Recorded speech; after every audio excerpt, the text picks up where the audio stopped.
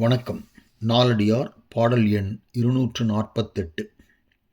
நல்நிலைக்கண் தன்னை நிறுப்பானும் தன்னை நிலை கலக்கிக் கீழிடுவானும் நிலையினும் மேன்மேல் உயர்த்து நிறுப்பானும் தன்னைத் தலையாகச் செய்வானும் தான்.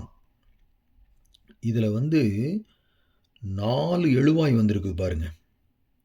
அதாவது தன்னை நிறுப்பான், இடுவான், உயர்த்து நிறுப்பான், செய்வான் அப்படின்னு வர்றது எல்லாமே எழுவாய். கடைசியில் தான் அப்படின்னு முடியுது பாருங்க, அதுதான் பயனிலை. சரி பார்ப்போம். தன்னை நன்னிலைக்கண் தன்னை நிறுப்பானும், தன்னை நல்ல நிலையிலே நிறுத்துகின்றவனும், அது ஒரு எழுவாய், நிற்பான்.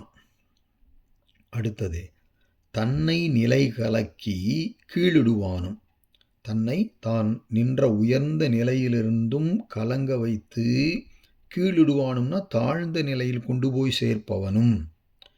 அடுத்தது நிலையினும் மேல்மேல்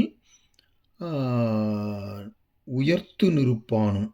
அப்படின்னா இவன் ஏற்கனவே ஒரு உயர்ந்த நிலையில் தான் இருக்கிறான், இருந்தாலும் மேன்மேல் உயர்த்து நிற்பானும், அதற்கும் மேலையும் கொண்டு போய் உயர்த்தி நிற்கச் செய்பவனும்.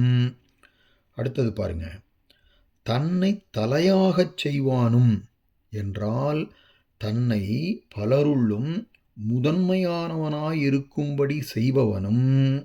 இதெல்லாமே எழுவாய், 4 எழுவாய்கள். இதெல்லாம் யாருன்னா தான்.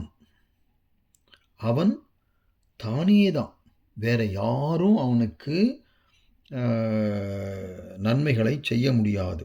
ஆக தன்னை நிறுப்பானும், தன்னை இடுவானும், தன்னை உயர்த்து நிறுப்பானும், தன்னை செய்வானும் ஆகிய அந்த 4மே அவனே தான்.